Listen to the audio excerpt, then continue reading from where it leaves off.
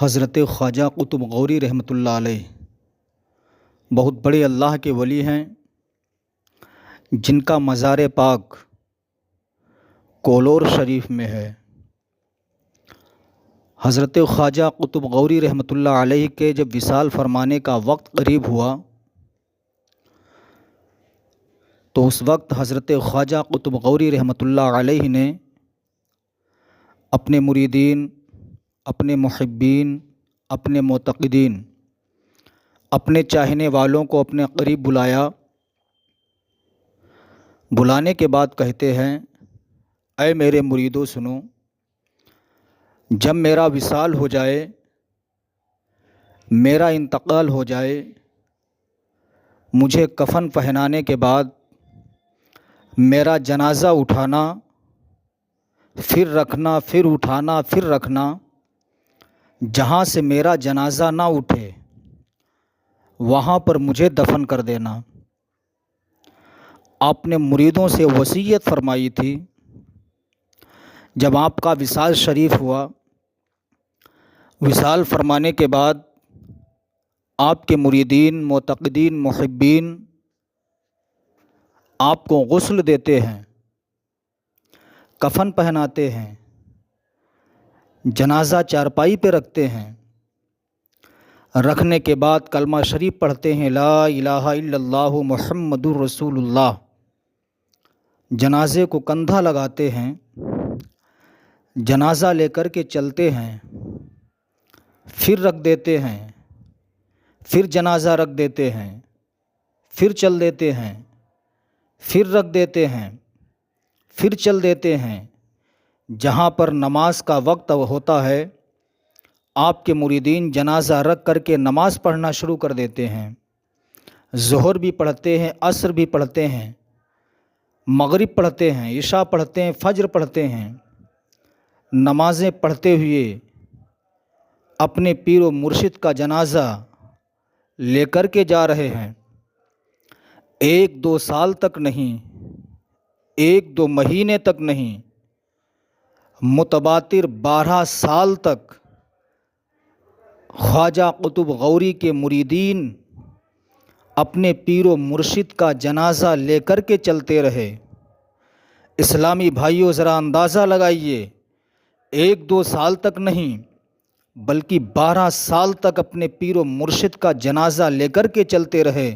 سبحان اللہ! مرید ہوں تو ایسے، معتقدین ہوں تو ایسے، محبین ہوں تو ایسے، 12 سال تک پیر و مرشد کا جنازہ لے کر کے چلتے رہے۔ 12 سال تک خواجہ قطب غوری کا جنازہ سلامت ہے، آنکھیں سلامت ہیں، کفن سلامت ہے، بدن سلامت ہے۔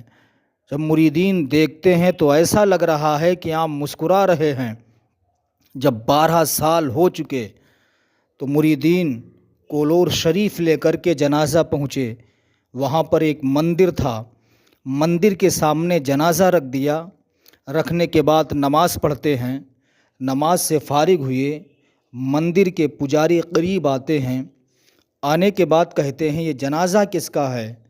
خواجہ قطب غوری کے مریدوں نے کہا، یہ ہمارے پیر و مرشد خواجہ قطب غوری ہیں، انہی کا یہ جنازہ ہے۔ 1-2 مہینہ نہیں، 1-2 سال نہیں بلکہ 12 سال سے ہم ان کا جنازہ لے کر کے گھوم رہے ہیں۔ میرے پیر و مرشد نے کہا تھا، جہاں پر ہمارا جنازہ جہاں سے نہ اٹھے اسی جگہ پر ہمیں دفن کر دینا۔ مندر کے پجاریوں نے کہا، جب یہ اتنے اچھے ہیں، اتنے سچے ہیں، ذرا ان کا کفن ہٹا کے ہمیں چہرہ تو دکھاؤ۔ 1-2 مہینہ نہیں، 12 سال ہو چکے ہیں، ان کا جسم سلامت ہے۔ خواجہ قطب غوری کے مریدوں نے کفن ہٹایا تو پجاریوں نے کیا دیکھا؟ آنکھیں سلامت ہیں، داڑھی کے بال سلامت ہیں، آنکھ کے گولے سلامت ہیں، سارا جسم سلامت ہے۔ ایسا لگ رہا کہ آپ مسکرا رہے ہیں، ایسا لگ رہا کہ ابھی آپ سوئے ہوئے ہیں۔ پجاریوں نے کہا، اے مسلمانوں، جب یہ اتنے اچھے ہیں، اتنے سچے ہیں، اتنے پوتر ہیں کہ 12 سال ہو چکے، ان کا سارا جسم سلامت ہے، آنکھیں سلامت ہیں، داڑھی کے بال سلامت ہیں، سارا جسم سلامت ہے، تو ان کا جنازہ باہر نہیں بلکہ مندر کے اندر رکھ دو۔ چنانچہ جنازہ مندر کے اندر رکھ دیا جاتا ہے۔ رکھنے کے بعد جب رانی کے آنے کا وقت آیا، اس وقت وہاں پر ایک رانی تھی جس کا نام بہت ہی مشہور و معروف تھا، پورے علاقے میں اس کا نام مشہور تھا۔ جب رانی کے آنے کا وقت ہوا تو خواجہ قطب غوری کے مریدوں کے پاس پجاری آئے۔ آنے کے بعد کہتے ہیں اب اپنے پیر و مرشد کا جنازہ یہاں سے اٹھا لو، اس لیے کہ رانی کے آنے کا وقت ہو چکا ہے۔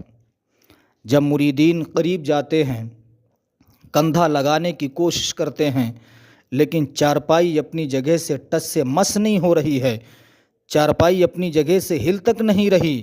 خواجہ قطب غوری کے مریدوں نے کہا کہ اے پجاریوں سنو، ہمارے پیر و مرشد نے کہا تھا جہاں سے ہماری چارپائی نہ اٹھے، جہاں سے ہمارا جنازہ نہ اٹھے وہیں پر مجھے دفن کر دینا۔ سن لو، ہمارے پیر و مرشد کو جگہ پسند آ گئی ہے، اب یہاں سے ان کا جنازہ نہیں ہٹ سکتا ہے۔ پجاریوں نے بہت کوشش کی لیکن جنازہ ٹچ سے مس نہ ہوا۔ چنانچہ اب رانی آتی ہے۔ جب رانی آئی تو رانی نے پوچھا اے پجاریوں، یہ شور و غوغا کیسا ہے؟ شور کس بنیاد پر ہو رہا ہے؟ پجاریوں نے کہا کہ مسلمانوں کے ایک ولی ہیں جن کا نام خواجہ قطب غوری ہے، ان کا جنازہ ہم نے اندر رکھوا دیا لیکن جنازہ ہٹ نہیں رہا۔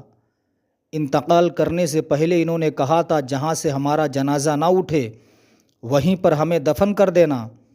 چارپائی یہاں سے ٹس سے مس نہیں ہو رہی، ہم نے بہت کوششیں کی ہیں۔ اب رانی نے کہا ٹھیک ہے۔ اس وقت سب سے طاقتور اگر کوئی جانور تھا تو ہاتھی کو مانا جاتا تھا۔ اس وقت JCB کا انتظام نہیں تھا، ٹریکٹر تو نہیں تھا، لیکن ہاتھی نے کہا زنجیریں لاؤ، زنجیر کو لایا جاتا ہے۔ ہاتھی کے پیر میں زنجیر کو باندھا گیا، دوسری طرف چارپائی کو باندھا گیا۔ ہاتھی نے پوری طاقت لگائی، زنجیر کی ایک ایک کڑی نکل جاتی ہے لیکن چارپائی ٹس سے مس نہ ہوتی ہے۔ رانی نے بہت کوششیں کروائیں لیکن چارپائی نہ ہلی۔ اب رانی جب مجبور ہو جاتی ہے، رانی نے کہا اے خواجہ قطب غوری کے مریدو، اب ان کا جنازہ، ان کا مزار تم یہیں پہ بنا دو، یہ بہت اچھے ہیں۔ اتنا کہہ کے رانی اپنے گھر پہ چلی جاتی ہے۔ جب گھر پہ گئی، ادھر سو جاتی ہے لیکن قسمت کا ستارہ بیدار ہو جاتا ہے۔ ادھر خواب میں حضرت خواجہ قطب غوری تشریف لاتے ہیں، ارشاد فرماتے رانی سن لے، تو نے میرے لیے مندر میں جگہ دی ہے، ہم نے تیرے لیے جنت میں جنتی محل تیار کروا دیا ہے، سن لے، تو میرا کلمہ پڑھ لے، میں تجھے جنت دلوا دوں گا۔ رانی جب بیدار ہوتی ہے، کلمہ پڑھ کے داخل اسلام ہو جاتی ہے۔ پیارے اسلامی بھائیوں، یہ ہیں حضرت خواجہ قطب غوری رحمۃ اللہ علیہ۔ 12 سال تک جسم سلامت رہا، آنکھیں سلامت رہیں، داڑھی کے بال سلامت رہے، جسم سلامت رہا، کفن سلامت رہا۔ جب رسول اللہ کے غلاموں کے غلام حضرت خواجہ قطب غوری کی شان کا یہ عالم ہے تو مدینے کے مصطفیٰ جان رحمت کی شان کا اندازہ کون لگا سکتا ہے؟